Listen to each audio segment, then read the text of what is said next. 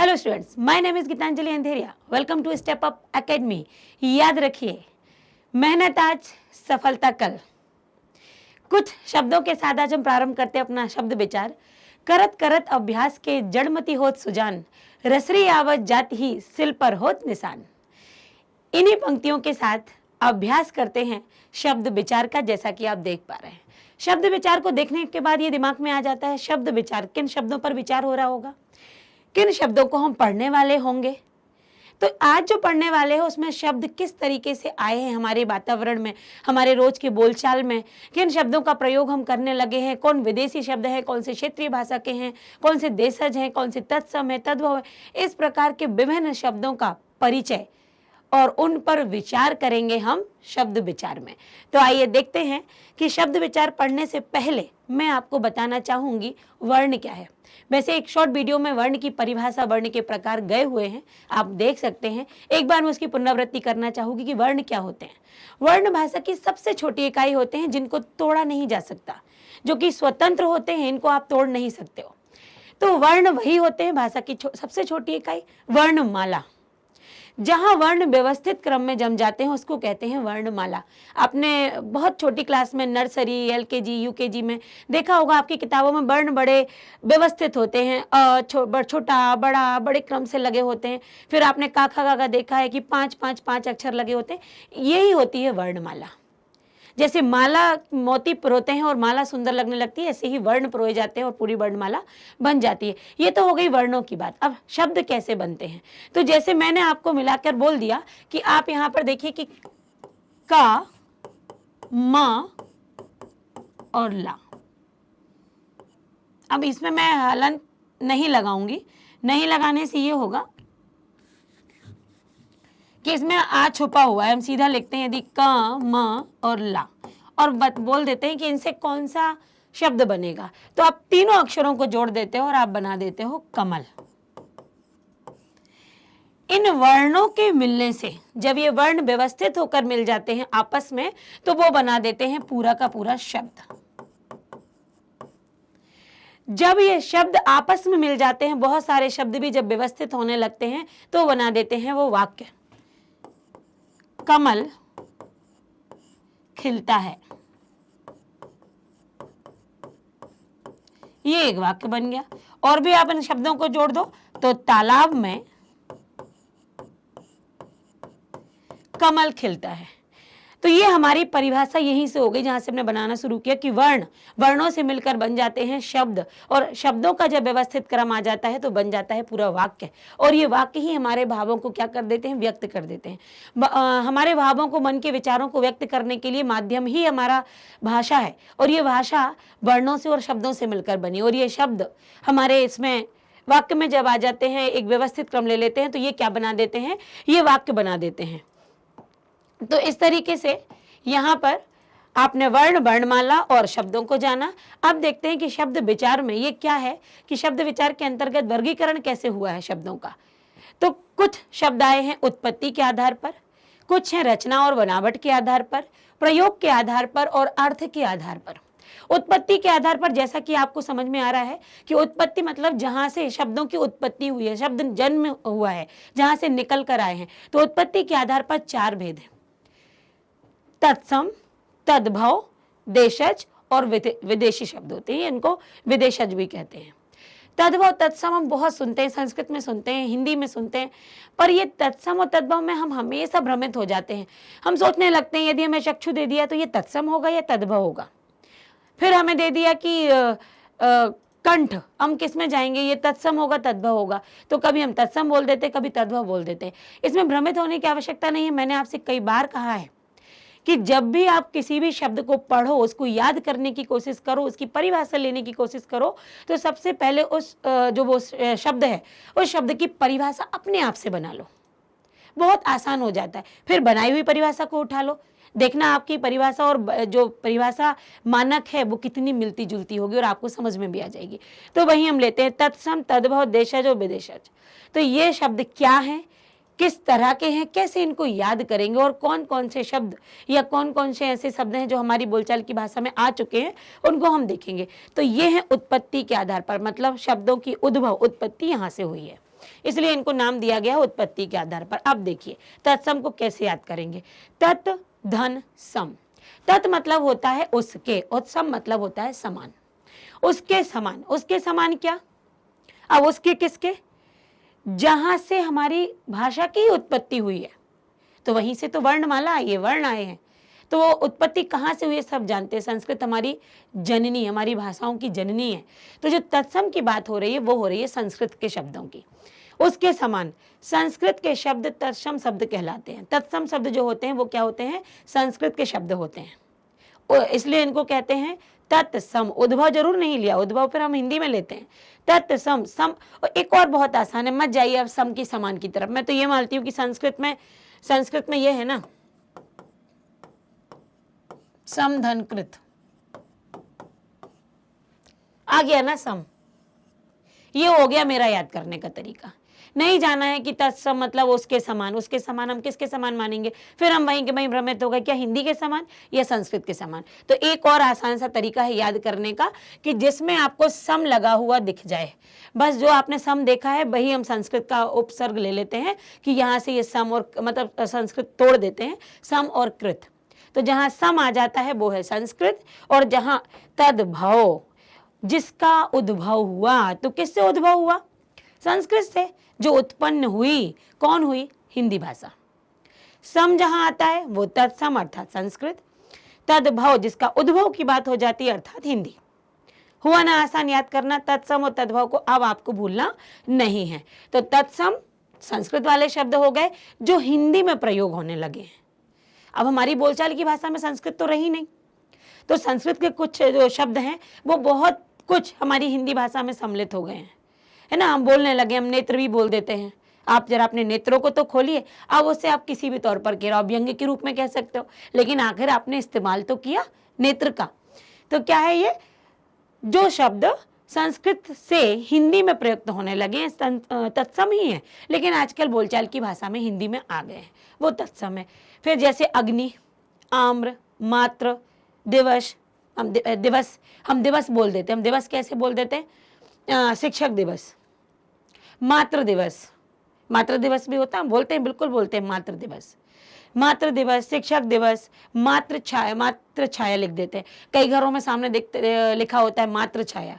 तो अब वो खोजने गए होंगे ना संस्कृत का शब्द, नहीं भी खोजा होगा तब भी उनके दिमाग में आ गया मातृ छाया, जिसमें माता की छाया बनी रहे, मातृ छाया।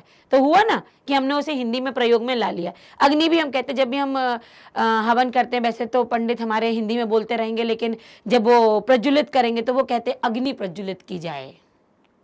तो हिंदी के वातावरण में अग्नि शब्द का जो इस्तेमाल हुआ है वो किससे आया है? संस्कृत से आया है, जो कि हमारे हिंदी में प्रयोग होने लगा है। अब हिंदी मैंने आपको बताया था जो उद्भव हुआ है, तो जिसका उद्भव हुआ है संस्कृत से, जो शब्द विकृत होकर, परिवर्तित होकर, अभ्रंश होकर किस में आ गए हैं? हिंदी में आ चुके हैं। आम्र कहते हैं, जबकि आम्र को हम हिंदी में कहते हैं आम। क्षेत्र कहते हैं, क्षेत्र में आ जाता है खेत, खेत को संस्कृत में क्षेत्र कहते हैं। तत्सम में अग्नि, दोनों में लेने लगे हैं, लेकिन फिर भी होता क्या है? तद्भव में आग होता है, अग्नि को हम आग कहते हैं। तो यहां पर आगे बढ़ेंगे। देशज, हमने तत्सम समझा, तद्भव समझा, अब देशज। देशज भी अपने नाम से हमें अपना स्वरूप बतला रहा है कि हम क्या हैं। वे शब्द जो परंपरा से ही हमारे यहाँ मौजूद हैं, जो हमारे देश, हमारी साधारण बोलचाल की भाषा में हैं। कई बार वो क्षेत्रीय भी हो सकते हैं, इंदौरी, भोपाली, यानी हम बुंदेल की तरफ बुंदेलखंडी, इन शब्दों को लेते हैं। कुछ क्षेत्रीय भाषा, ये रीवा की तरफ जाएंगे तो कुछ और होगा, है ना। तो ये जो क्षेत्र विशेष में बोले जाते हैं वो भी वहाँ के देशी शब्दों में शामिल हो जाते हैं, बस उनको कहीं ना कहीं मान्यता उतनी प्राप्त नहीं होती है हर जगह। तो वे शब्द जो परंपरा के से साधारण बोलचाल की भाषा में प्रचलित हो चुके हैं, पहले से चले आ रहे हैं और आजकल बोलचाल की भाषा में भी आ चुके हैं, वो होते हैं देशज। और जो क्षेत्रीय वे शब्द भी होते हैं, कुछ क्षेत्रीय भाषा के शब्द हैं जो आ गए हैं हिंदी में से। आपने देखा होगा हिंदी में कई बार ना बच्चे लिखने में क्या करते हैं, उसने ऐसा काम किया तो बोल देते हैं उसने ऐसा काम करा। अब करा कोई मानक शब्द थोड़े होता है, किया। तो क्या हो जाते हैं यहाँ पर? ये आ जाते हैं ऐसे देशज शब्द जो कि परंपरा से शामिल होने लगे हैं। जैसे गड़बड़, अब गड़बड़ कोई ऐसा शब्द नहीं, पर हम बोलते गड़बड़ हो गई। हम कह सकते थे कि कुछ गलती हो गई, पर मुंह से निकल जाता है गड़बड़ हो गई, वो ले लिया जाता है भाषा में। लत फत, खून से लथपथ। थैला, थैला को झोला भी कह देते हैं, थैला भी कह देते हैं, बस्ता भी कह देते हैं। अब और हम अंग्रेजी के शब्दों को इस्तेमाल करने लगे, बैग कह देते हैं, झाड़ू, बुहारी भी कहते हैं, झाड़ू भी कहते हैं, है ना। तो अब यहाँ पर पगड़ी, पाग भी कहते हैं, पगड़ी भी कहते हैं, साफा भी कहते हैं। तो अलग अलग भाषाओं में ये अलग अलग क्षेत्रीय में बोले जाते हैं। तो कुछ यहाँ पर देशज शब्द दिए गए हैं। विदेशज समझ में ही आ रहा है, जो विदेशों से आए हुए हैं। दूसरी भाषाओं के शब्दों को आज हमने अपने अंदर इतना ऑब्जर्व कर लिया है, इतना उनका इस्तेमाल करने लगे हैं, हम ऑफिस कह देते हैं। हम भूल ही जाते भैया हमारे हिंदी में तो कार्यालय कहा जाता है। ऑफिस हमारे मुंह पर चढ़ गया है। हमारे बुजुर्ग लोग भी जो हैं वो भी ऑफिस ऑफिस बोल देते हैं, जबकि कार्यालय कहना जो कि हमारी हिंदी, हमारी मातृभाषा में सम्मिलित था, वो हम भूल चुके हैं, क्योंकि हम विदेशियों के रंग में बहुत रंग चुके हैं। हमने विदेशी भाषा को बहुत अपना लिया। हम पेंसिल कहते हैं, कानून, कानून हमारा हिंदी में नहीं है। शर्म, आलू, कॉफी, कूपन और भी ऐसे बहुत सारे हैं जो कि विदेशी हैं, अलग अलग भाषाओं से सम्मिलित हुए। अब कहाँ से हुए हैं ये देखते हैं। देखिए जरा, बहुत सारी सूची है यहाँ पर। अंग्रेजी में pencil, television, ticket, machine, football, button, copy, बहुत सारे शब्द आपको दिख रहे होंगे जो कि हमारी हिंदी भाषा में आ चुके हैं। अरबी के भी हैं, अमीर, तारीख, औरत, फ़कीर, कुछ ही शब्दों को मैंने यहाँ दिया है, बल्कि बहुत सारे हैं। फारसी में भी हैं, अफसोस, बहुत अफसोस हुआ, तो ये अफसोस हमारा शब्द नहीं है, ये फारसी से आया। जहर हमारा शब्द नहीं है। प्याज, जो कि हम रोजमर्रा की जिंदगी में इस्तेमाल करते हैं, प्रतिदिन के भोजन में हम इस्तेमाल करते हैं, जिस प्याज को हम बोलते हैं ना, वो भाई आपका शब्द नहीं है, विदेशों से आया हुआ है। किशमिश, खामोश, तो ये क्या कह देते हैं, ये आपके शब्द नहीं हैं, ये तो फारसी वाले शब्द हैं। तुर्की से आए हुए कुर्ता, कैंची, लफंगा, लाश, दरोगा, पुर्तगाली के आल्पिन, आल्पिन का कितना इस्तेमाल होता है आज, फीता, साबुन, है ना, काफी, कनस्तर, ये सब कुछ आते हैं पुर्तगाली से। फ्रांसीसी के भी दिए हैं, कारतूस, कूपन, चाय वाला चाय, लीची। रूसी में वोदका, स्पुतनिक, मिग, डच, बम, तुरुप, मलय, खोपरा, जापानी, रिक्शा, जो रिक्शा हम बोलते हैं ना, ये जापानी शब्द है। तो इतने सारे शब्द थे विदेशी। अब आगे देखिए रचना के आधार पर कैसे हैं ये, उत्पत्ति के आधार पर समझ में आ गया कहाँ से ये उठकर आए हैं। रचना मतलब किस तरीके से बनते हैं। तो रूढ़ शब्द, आपने एक रूढ़िवादी नाम सुना होगा, जो परंपरा से चला आ रहा है, बस ऐसे ही एक शब्द होता है रूढ़, मतलब कुछ शब्द होते हैं रूढ़, वे शब्द जो परंपरा से चले आ रहे हैं और किसी वस्तु विशेष के अर्थ को प्रकट करते हैं। परंपरा से जो लगातार चले आ रहे हैं, हमने उनको बदला ही नहीं, वो होते हैं रूढ़ शब्द। रूढ़, अब यहाँ पर रूढ़ वो बेकार वाला रूढ़ नहीं, वो तो आपका अंग्रेजी में चला जाएगा। ये रूढ़ जो शब्द हैं, ये परंपरागत जो चले आ रहे हैं वो शब्द हैं। जैसे हाथ को हम हाथी कहते आ रहे हैं, पैर को पैर ही कहते हैं, पशु को हम पशु ही कहते हैं, आदमी को हम आदमी ही कहते हैं। ये शब्द स्वतंत्र होते हैं, अन्य शब्दों से मेल नहीं खाते हैं, वो स्वतंत्र हो जाते हैं, क्योंकि भैया रूढ़िवादिता से चले आ रहे हैं, ये परंपरा से चले आ रहा है, हम इनको बदल नहीं सकते। तो वे शब्द होते हैं जो परंपरा से किसी वस्तु को व्यक्त करते हैं। वस्तु को व्यक्त जो कर रहे हैं वो रूढ़िवादी शब्द हो गए। रूढ़िवादी मैं बार बार कह रही हूँ, लेकिन वो रूढ़ शब्द है, चूंकि वो परंपरा से आ रहे हैं। यौगिक, यौगिक में आपने समझा होगा, जहाँ यौगिक युग्म से बना है, यौगिक, यौगिक, युग्म, युग्म मतलब जोड़ा।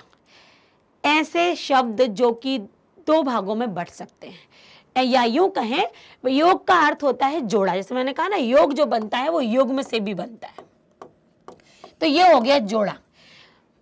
जो शब्द दो या दो से अधिक शब्दों से मिलकर बने होते हैं, जिनको हम दो भागों में तोड़ सकते हैं, अपनी भाषा में कहें तो ये क्या कहलाते हैं, यौगिक शब्द होते हैं। जैसे हमने सब्जी वाला बोला, अब सब्जी वाला कौन, जो सब्जी बेचता है, तो सब्जी धन वाला, है ना, वाला हो गया। अधमरा, आधा मरा, ना तो जीवित में ना मरे में, अधमरा हो गया। उस व्यक्ति को इतना मारा कि वो तो अधमरा हो गया। अध और मरा मतलब मरा नहीं है पूरे तरीके से, आधा मरा हुआ, अधमरा है। बैलगाड़ी, बैलों के द्वारा जो चलती है वो बैलगाड़ी, दो शब्दों से मिलकर बनी है। पाठशाला, जिसमें पाठ पढ़ाए जाते हैं, जिसमें अध्ययन किया जाता है, तो पाठशाला। आगे देखिए, और योग ऋण, आप समझ गए, रूढ़ था, रूढ़ शब्द था जो परंपरा से चला आ रहा है, हाथ पैर आदमी। यौगिक जो कि दो शब्दों से मिलकर बना है, सब्जी वाला, फल वाला, ठेले वाला, है ना। योग ऋण जो दो तो शब्दों से मिलकर बने हुए हैं, लेकिन रूढ़ शब्द भी हैं, मतलब जो परंपरा से भी चले आ रहे हैं, लेकिन दो भागों में टूट सकते हैं। परिभाषा देख लीजिए अब आप। यौगिक शब्द जो परंपरा से यौगिक के रूप में तो हैं, किंतु मूल अर्थ के साथ साथ विशेष अर्थ भी देते हैं, और जिन जो खंड सार्थक होते हैं, मतलब जिनको दो भागों में यदि तोड़ दिया जाए तो वो सार्थक हैं, अर्थ सहित हैं, और जो परंपरा से चले आ रहे हैं ये रूढ़ वाले भी हैं, तो इनको कहते हैं मिलाकर योग रूढ़। अब योग रूढ़ शब्दों में लंबोदर, हम गणपति जी को लंबोदर बोलते हैं, ये परंपरादिक शब्द है, इसको हम नहीं तोड़ सकते, है ना। लंबोदर, उनके बहुत सारे नाम है, लेकिन लंबोदर भी हम जब भी उनकी आरती करते हैं, उनका नाम लेते हैं, उनको प्रणाम करते हैं, तो लंबोदर शब्द आता है। लंबा उदर है ना। अब लंबोदर यदि आप किसी व्यक्ति को कह दो तो शायद वो नाराज हो जाए, लेकिन ये ईश्वर का नाम है और हम बड़े श्रद्धा और भक्ति के साथ लेते हैं, तो लंबोदर एक योग रूढ़ शब्द है। नीलकंठ, नीलकंठ हम शिव जी को कहते हैं। नीलकंठ पक्षी भी होता है, जैसा कि आप चित्र में देख पा रहे हैं। हिमालय, ये भी चित्र में आप देख पा रहे हैं, जो हिम से ढका हुआ है वो हिमालय, तो हिम धन आलय, नील धन कंठ, लंब धन उदर, महात्मा जिसकी आत्मा महान है, महान धन आत्मा।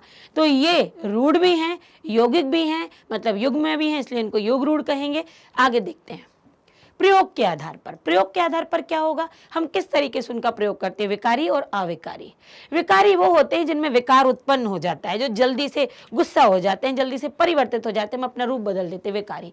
जो नहीं बदलते हैं, अपनी जगह पर अडिग रहते हैं, अव्यय पढ़े थे ना हम लोगों ने, तो वो अव्यय ही अविकारी होते हैं। विकारी शब्द वो होते हैं जैसे संज्ञा, सर्वनाम, विशेषण और क्रिया वाले हो गए। अब ये क्या होते हैं, लिंग वचन कारक के हिसाब से अपने आप को परिवर्तित कर देते हैं। कहा गया अभिनव अच्छा बोलता है, वे सभी लड़ते हैं। अभिनव अच्छा बोलता है, एक लड़का एक वचन, वे सभी लड़ते हैं, बदल गया, लड़ते हैं ये आपका बहुवचन में पहुंच गया। तो ऐसे जो शब्द होते हैं, जैसे लड़ते हैं, बोलते हैं, ये विकारी, इनमें जैसे ही वचन बदल जाएगा वैसे ही अपना रूप बदल देंगे। तो ये लिंग वचन कारक काल के आधार पर संज्ञा, सर्वनाम, विशेषण और क्रिया परिवर्तित हो जाती है। मैंने यहाँ विकारी बीच में लिखा हुआ है क्योंकि आपको देखिए ये विकारी जो हैं वो किसके कारण विकारी हो जाते हैं, इनके कारण ये विकारी हो जाते हैं। लिंग वचन और कारक का इन पर प्रभाव पड़ता है, तो ये कैसे हो जाते हैं, विकारी हो जाते हैं। अविकारी, जिन शब्दों में किसी भी प्रकार का कोई परिवर्तन नहीं होता। लिंग वचन कारक का परिवर्तन ही, मतलब उनके आने से कोई भी शब्द परिवर्तित नहीं होता है। अब कैसे लिंग परिवर्तन, मतलब परिवर्तन नहीं होगा, लिंग आ जाता है तब भी कैसे परिवर्तित नहीं होती है। श्वेता धीरे धीरे बोलती है, अखिलेश धीरे धीरे बोलता है। लड़का और लड़की, श्वेता लड़की, अखिलेश लड़का, लेकिन दोनों में जो धीरे धीरे बोलने का आया है, धीरे धीरे बोलता है, धीरे धीरे चलता है, ये धीरे धीरे लिंग परिवर्तन हुआ, लेकिन क्या धीरे धीरे शब्द परिवर्तित हुआ, बिल्कुल नहीं हुआ। वचन के कैसे, लड़का और लड़के, लड़का धीरे धीरे बोलता है और लड़के धीरे धीरे बोलते हैं। क्या हुआ, लिंग वचन बदला, लड़का लड़के हुआ, बोलता बोलते हुआ, लेकिन क्या धीरे धीरे परिवर्तित हुआ, नहीं हुआ, यही अविकारी है।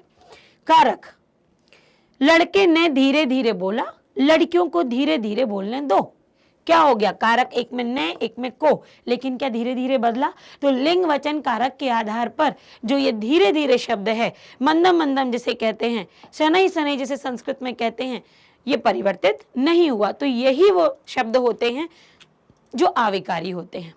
अविकारी शब्द के भी कुछ प्रकार होते हैं, हम अव्यय में पढ़ चुके हैं, इसलिए आपको बहुत जल्दी हम पढ़ा देंगे। यहाँ पर क्रिया विशेषण में धीरे धीरे, यहाँ वहाँ, थोड़ा, रात भर। संबंध बोधक में के ऊपर, के बिना, के साथ, ये संबंध दर्शाते हैं। जल के बिना हम जीवित नहीं रह सकते, जल और मेरा संबंध है।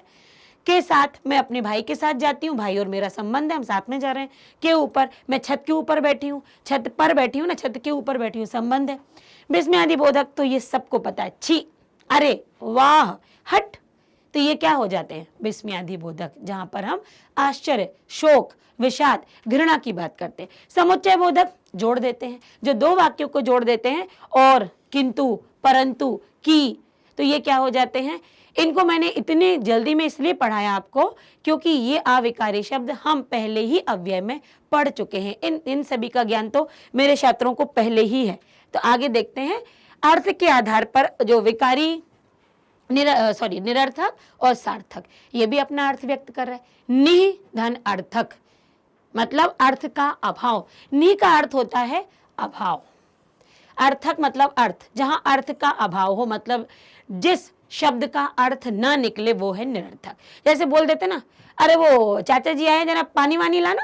अब पानी वानी का क्या, वाणी का मतलब क्या होता है? वाणी तो बोला नहीं आपने, पानी वानी लाना, जो वाणी बोल दिया ना वही वो निरर्थक शब्द हो गया। फल वल खरीद लो, फल खरीदो ना, वल क्या होता है? वल तो कुछ नहीं होता, फल वल खरीद लो। ये जो बीच में हम बोल देते हैं और हमें अंदाजा ही नहीं होता कि हम बोल क्या गए, है ना, तो वही होते हैं निरर्थक शब्द जिनका कोई अर्थ नहीं। पानी वानी लाना, चाय वाय पी लो, ये निरर्थक हो गया। सार्थक, नी को हटा दिया हमने, सार्थक। साधन अर्थ, सा मतलब होता है सहित और अर्थ मतलब होता है अर्थ, तो जो अर्थ के सहित हो वो है सार्थक, जो अर्थ के बिना हो वो है निरर्थक। सार्थक क्या हो गया? रमेश पानी पी रहा है, बिल्कुल सार्थक है भैया, वो पानी वानी नहीं पी रहा, वो पानी ही पी रहा है। वह फल खाता है, वो फल खा रहा है, फल वल नहीं खा रहा, तो यहाँ पर ये क्या हो गए? सार्थक हो गए। और जिनका कोई अर्थ नहीं निकलता, हम जबरदस्ती उसको डबल में बोल देते हैं, वो निरर्थक शब्द हो जाते हैं। तो ये किसके आधार पर थे? ये अर्थ के आधार पर थे। आगे है जो इसके प्रकार कैसे जाएंगे, जिसका हमने दिया ना ये वाला सार्थक। अब सार्थक शब्द कई प्रकार के, देखिए जब हम अनेकार्थी बोलते, मैंने आपको गोद का अनेकार्थी बोला, आपने अंक का बोला, तो आपने गोद भी दिया, नंबर भी दिए, मतलब अंक जो 0 है, 1 2 3 है, तो ये क्या हो गए? अर्थ वाले हैं ना, इनसे कोई ऐसा तो है नहीं निरर्थक निकल रहा हो। एकार्थी जिनका एक ही अर्थ निकलता हो, दूसरा अर्थ ना निकलता हो। पर्यायवाची, अब ऐसे न पानी का लिया, जल, वारी, नीर, सलेल, ये पर्यायवाची हो गए। तो ये क्या है? सारे के सारे शब्द सार्थक की श्रेणी में आते हैं, ये सार्थक हैं। इनमें कहीं पर भी आपको पानी को वानी नहीं मिल रहा है, बल्कि वारी अलग है, जल वारी, जल नीर, है ना, विलोम, ऊपर नीचे, आगे पीछे, राजा रानी, तो दोनों के अर्थ निकल रहा ना, राजा भी होता है, रानी भी होता है, ऊपर है तो नीचे भी है, दाएं है तो बाएं है, भाई है तो बहन है, मतलब ऐसा कोई भी शब्द नहीं है जो कि निरर्थक हो। तो सार्थक शब्द के अंतर्गत इतने ये सारे के सारे आते हैं। आप इसमें समश्रुति भी, समश्रुति में कहीं हो जाता है कि हम कुछ का कुछ सुन लेते हैं लेकिन फिर भी वो अर्थ ही लेकर चलते हैं। तो ये सारे के सारे शब्द जो हैं वो किस में चले जाते हैं? आपके सार्थक शब्दों में आते हैं। तो शब्द विचार में जो हमने पढ़ा वो सभी था कि आपने शब्दों के प्रकार पढ़े, किस तरीके से उत्पत्ति हुई, कैसे अर्थ के आधार पर हुए, प्रयोग के आधार पर हुए, है ना। तो इस तरीके से हमने पढ़ा शब्द विचार। शब्द विचारों से संबंधित किसी भी प्रकार की यदि शंका है और कुछ आप जानना चाहते हैं, कुछ उदाहरणों को यदि आप और समझना चाहते हैं, तो आप हमारे चैनल के साथ स्टेप अप एकेडमी से जुड़े रहिए। कमेंट बॉक्स में कमेंट देते रहिए, आपकी शंकाओं का समाधान अवश्य किया जाएगा। Thank you.